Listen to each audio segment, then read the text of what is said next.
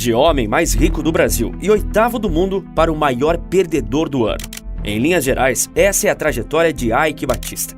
Mas como seu império desmoronou tão rapidamente? E como o ex-bilionário, que já foi o empresário mais influente do Brasil, foi parar na prisão? É isso que você verá nesse vídeo. Nascido no interior de Minas Gerais, Eike Batista é filho de mãe alemã e pai brasileiro. O pai, ex-presidente da Companhia Vale do Rio Doce, ofereceu uma boa situação financeiramente. No início de sua adolescência, ele foi morar em Genebra, na Suíça, por causa da carreira do pai, e morou também na Alemanha e na Bélgica. Quando retornou ao Brasil na década de 80, Eike Batista já tinha um tino empreendedor e começou a trabalhar com o comércio de ouro e diamante na Amazônia. Comprou a primeira mina aos 24 anos, já tendo um patrimônio de 6 milhões de dólares, um ano depois. Já aos 29 anos, era dono da TVX Gold, uma companhia listada na Bolsa de Valores de Toronto. Sim, o X característico no nome de suas empresas começou nesta época, sendo repetido nos próximos negócios. Esse X se devia ao fato de a letra ser usada na matemática para identificar a operação da multiplicação. Eike Batista queria, mais do que tudo, multiplicar sua riqueza, e foi isso que ele fez, por um tempo. Em 1998, ele saiu da TVX Gold após ter triplicado a empresa de tamanho. Com um patrimônio de $1 bilhão, ele fundou a Holding EBX, base de vários investimentos na época, criando 16 empresas a partir dela. A primeira foi a MPX, do setor de energia, que construiu a usina termoelétrica Termo Ceará, após a grande crise energética no Brasil em 2001. A usina custou cerca de $150 milhões e foi vendida para a Petrobras depois. Em seguida, veio a MMX, empresa de mineração, com outras empresas surgindo na área de óleo e gás, indústria naval, logística, entre outras. Todos foram grandes projetos e mostraram a visão e ambição do empresário de se arriscar em setores muito diferentes um do outro. Quando lançou o primeiro vídeo institucional, uma frase chamou a atenção: "Irei aonde ninguém vai". Isso mostrava que ele não tinha medo do risco. Suas empresas cresciam sem parar, e sua vida pessoal começou a ocupar os noticiários também. Começou quando Eike se casou com a ex-modelo Luma de Oliveira, modelo famosa na década de 90. Quem não se lembra do desfile na Sapucaí, em que Luma desfilou com uma coleira cravejada de joias com o nome de Eike? Luma é mãe dos seus filhos Olin e Thor. Eles se separaram em 2003. A fama abriu portas com a classe política, principalmente no Rio de Janeiro, na época em que Sérgio Cabral era governador. O empresário e o político ficaram bastante próximos, inclusive com empréstimos de avião ao ex-governador. Mas essa relação traria problemas para Eike. Você vai ver como se deu isso tudo, e ainda como essa relação e o petróleo levaram Eike para a prisão e a quase falência das suas empresas. A saga do petróleo começou quando ele já era um bilionário. Logo que o pré-sal foi descoberto, essa riqueza despertou não só o seu interesse, como o de muitos empresários e investidores. Só que a riqueza era tão grande quanto o seu tamanho, o que tornou o pré-sal difícil de ser explorado por apenas uma empresa, a Petrobras no início. O governo anunciou que o pré-sal poderia ser explorado pela iniciativa privada através de leilões, animando grandes empresas, pois era uma atividade muito lucrativa. E no Brasil, isso era um monopólio do Estado até então. Eike sabia que não poderia perder essa chance, e não perdeu. Em 2017, o governo fez o tão aguardado leilão, com a OGX arrematando 21 dos 25 blocos de exploração. Um desempenho impressionante para uma empresa fundada meses antes, que já disputava contra empresas de grande porte, como a própria Petrobras. A agressividade da petroleira de Eike foi tão grande que a imprensa noticiou na época que a Petrobras tinha sido apenas uma coadjuvante no leilão. O valor total gasto para explorar essas áreas foi de R$1,4 bilhão. Um valor bem alto, mas que parecia pequeno para o potencial lucro. Eike utilizou sua influência para levantar esse montante junto a grandes investidores internacionais, que confiaram nele para a exploração dessas bacias de petróleo, dos poços com potencial mais lucrativo da área do pré-sal. Um fator foi determinante para que a OGX largasse na frente na disputa pelas reservas petrolíferas: a mão de obra contratada. Engenheiros, geólogos e executivos renomados se juntaram nessa investida do Império X. Dentre os contratados, nomes como Rodolfo Landim, atual presidente do Flamengo, e que na época era presidente da Petrobras Distribuidora. Ele foi uma das principais contratações, mas não foi a mais importante, porque existia outra pessoa, Paulo Mendonça, um geólogo que fez parte da equipe que descobriu o pré-sal. Ele passou a ser conhecido como Mr. Oil e seria uma pessoa muito importante para a ascensão de Ike, mas para sua queda também. E qual o motivo da contratação ter trazido grandes problemas? Esses especialistas eram funcionários do alto escalão da Petrobras, que quando saem dos seus cargos no governo federal ou da estatal, precisam obrigatoriamente passar por uma quarentena, período em que não podem trabalhar para o setor privado na mesma área em que atuavam. E o governo brasileiro não aprovou isso, pois essas contratações foram feitas antes do leilão. E aqui está o porém do leilão. Diante das investidas de Ike Batista em contratar funcionários que estavam em quarentena, o governo decidiu não leiloar as camadas do pré-sal mais promissoras. Ou seja, as bacias arrematadas pela OGX não estavam dentro dessa zona mais propícia na exploração de petróleo e gás no Brasil. Então espere aí, se o governo anunciou que as principais áreas do pré-sal não iriam mais a leilão, por que a OGX continuou no leilão, mesmo assim? Porque Ike foi convencido pelo Mr. Oil de que as bacias fora daquela área também eram muito valiosas.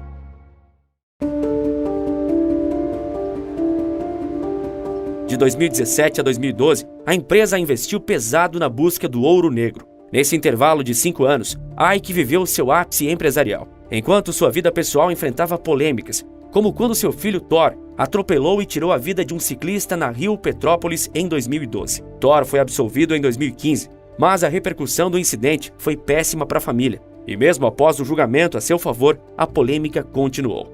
Em 2008, a OGX abriu seu capital na Bolsa de Valores de São Paulo, que foi na época o maior IPO da história do Brasil. Ela captou 6 bilhões e 700 milhões de reais. Ike prometeu que a OGX em 2019 produziria 2 milhões e 900 mil barris de petróleo por dia, mais que toda a prospecção da própria Petrobras. Com essa ilusão em mente, Ike Batista chegou a afirmar que a OGX valeria mais de $1 trilhão. Uma mentira que ele vendeu, com as ações da OGX valorizando muito depois disso. Para efeito comparativo, a Apple, empresa mais valiosa do mundo hoje, chegou à marca de $1 trilhão em valor de mercado apenas em 2018, mais de uma década depois de revolucionar o uso dos celulares como o iPhone. Será que dava para perceber que a promessa de Ike era ousada demais, ao ponto de ser irreal? Mas quem duvidaria dele?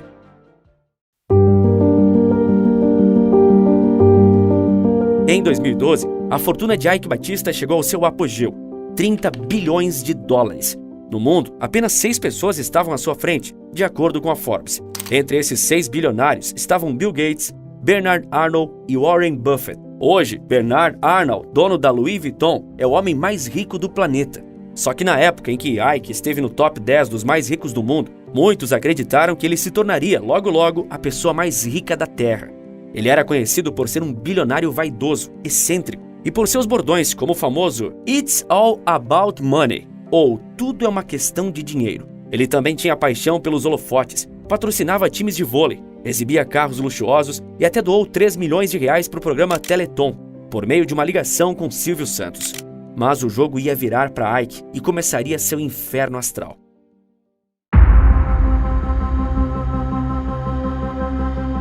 As coisas na OGX começaram a não ir muito bem, pois Rodolfo Landim, o braço direito do bilionário e cofundador da petroleira privada, havia abandonado o barco por graves desentendimentos com Ike. Ao mesmo tempo, a promessa de Mr. Oil não se concretizou, quando a OGX anunciou que havia numa das bacias apenas 5 mil barris de óleo por dia, quando havia prometido o triplo disso. O petróleo estava lá, mas numa quantidade tão pequena que causou uma péssima reação do mercado financeiro. Em junho de 2013, a companhia enfim anunciou que não havia mais como tornar os campos viáveis economicamente. Como num castelo de cartas, a empresa de petróleo fez todo o grupo EBX ruir. De sucessora da Petrobras a um fiasco sem precedentes na história brasileira. Naquele ano, ela entrou com pedido de recuperação judicial, incapaz de pagar as dívidas que havia contraído para sustentar um projeto grandioso e ilusório. Àquela altura, a petroleira tinha mais de 11 bilhões de reais em dívidas e 744 milhões de reais em valor de mercado. Isso acabou por contaminar o Império X inteiro, pois a credibilidade do Grupo X foi pro buraco, já que Ike havia usado suas outras empresas para capitalizar a sucessora da Petrobras. A queda do homem mais rico do Brasil foi assustadora, na mesma medida que as ações do Grupo EBX. Mas esse ainda não era o fundo do poço. O que mais poderia acontecer nesse caso?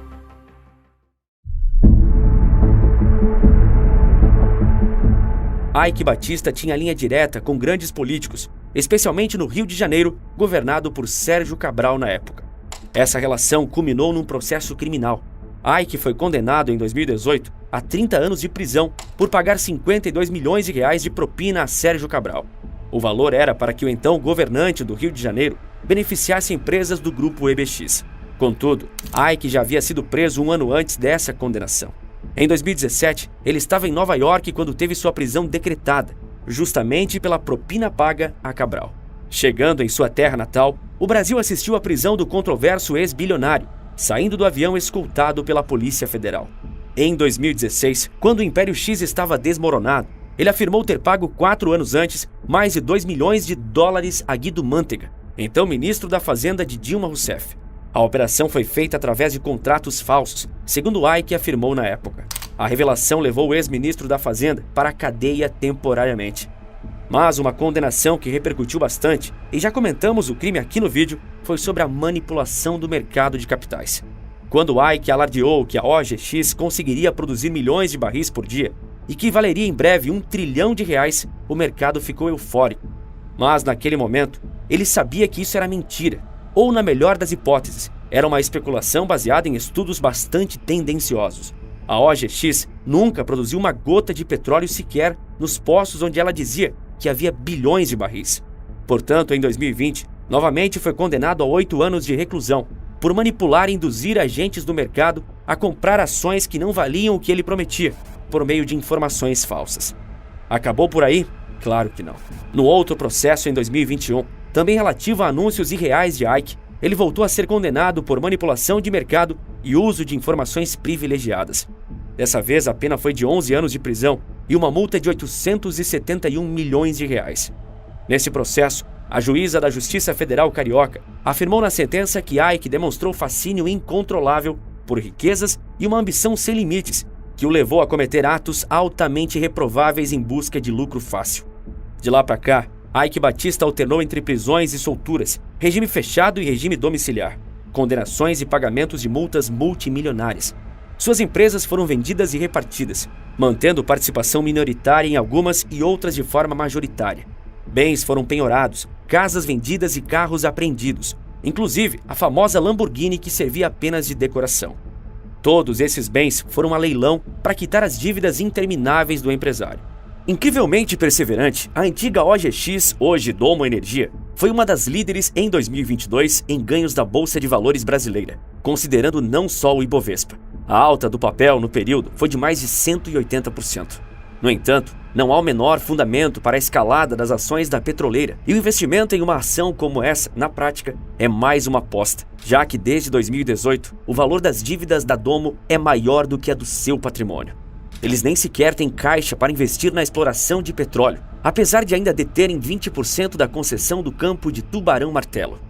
A explicação para essa alta é que, por causa dessa concessão, as ações da antiga OGX ficam sensíveis às notícias que indiquem uma perspectiva de compra da própria companhia ou de eventuais parcerias que tragam capital para a empresa, o que possibilitaria a geração de caixa. E mesmo com uma alta acumulada de mais de 180% no último ano, a empresa do setor de óleo e gás tem encontrado dificuldade para passar do nível de R$1 por ação. Já a OSX, depois da recuperação judicial, hoje vive da gestão da locação de áreas operacionais no Porto do Açu. Ela segue gerindo a área arrendada para a construção do estaleiro, que nunca saiu do papel, dentro do porto desenhado por Eike. A área arrendada pela OSX hoje é alugada para diversos clientes. No primeiro trimestre, registrou receita líquida de 8,2 milhões de reais, mas um prejuízo líquido de 145,5 milhões de reais. Deficitária, a empresa não tem repassado dividendos aos acionistas nos últimos anos. Nem Eike, nem seus advogados se pronunciam sobre receber algum tipo de rendimento pela empresa. Ele tem também o restaurante Mr. Lane, fundado em 2006, mas como um hobby pessoal do que como um negócio para dar lucro. Ele sempre foi minúsculo perto dos números do grupo, e seu capital social hoje é de 8 milhões e 200 mil reais, uma gota perto de uma fortuna que atingiu 30 bilhões de dólares em 2012. Atualmente, o Mr. Lane enfrentou dívidas trabalhistas, mas parece longe de problemas financeiros mais graves. Por outro lado, tampouco parece claro se rende lucro suficiente para repassar dividendos capazes de manter o padrão de vida de quem já teve bilhões de patrimônio. Ike tentou entre 2018 e 2019 uma carreira de influencer de empreendedorismo, um pouco palestrante, um pouco consultor, um pouco youtuber. Não deu muito certo. Agora, já são 5 anos longe dos holofotes, apesar de ter mais de 1 milhão de seguidores no Twitter. It's all about money, um bordão extremamente verdadeiro. No melhor momento de Ike Batista, era tudo sobre dinheiro. No pior, era tudo sobre dinheiro também. Olha, eu já criei mais de 20 projetos unicornianos. E meus projetos sempre nasceram do zero, né? Mas eles têm o potencial de ser empresa de bilhões de dólares. Como eu sei fazer isso em série, eu vou fazer de novo. O Ike vai voltar. O Ike vai fazer de novo. Em 2019, ele chegou a oferecer conselhos a Elon Musk. Disse que Musk estava passando a mesma coisa que ele. De acordo com sua análise, ambos atacaram vendedores com tweets ácidos e se manifestaram nas redes sociais de forma que mexeram com o mercado, o que os colocou na mira de reguladores. O dono do Twitter já veio ao Brasil em 2008, quando se encontraram. Se reencontraram na fábrica da Tesla, na Califórnia, e Musk voltou ao Rio em 2014 para a Copa do Mundo, onde Ike ajudou a organizar sua agenda social. Eu o ajudei a ir a algumas festas. Ike, que já disse ao dono da Claro, Carlos Slim, para ficar de olho, pois lhe tomaria o posto de homem mais rico do mundo, afirma sempre que pode e quem quiser ouvir que dará a volta por cima. Segundo ele, o Porto de Açu trará de volta ao topo porque é maior que Manhattan. Também está nos seus planos o lançamento de um creme dental que promete regenerar o esmalte dos dentes. É esperar para ver. E se você tem a curiosidade de saber quem sou eu, que está por trás do canal, e como eu fiz isso virar um negócio altamente lucrativo e seguro, sem precisar aparecer, usando o computador e um pouco do meu tempo, está liberado uma aula 100% grátis, ensinando o passo a passo de como qualquer pessoa pode fazer o mesmo, sem precisar largar o emprego atual ou ter algum conhecimento especial. Assista clicando no primeiro link da descrição ou apontando a câmera para o QR Code que está aparecendo agora na sua tela. E se você gosta de verdade dos vídeos aqui do canal, me segue também no Instagram. Lá eu consigo ter uma interação muito melhor com você. @maestria nos negócios. Segue lá. O escândalo das Americanas chocou o Brasil. E uma pergunta não quer calar. Foi incompetência ou roubo? É o que nós tentamos descobrir no vídeo que está aparecendo agora na sua tela. Por esse vídeo é isso. Forte abraço e bons negócios!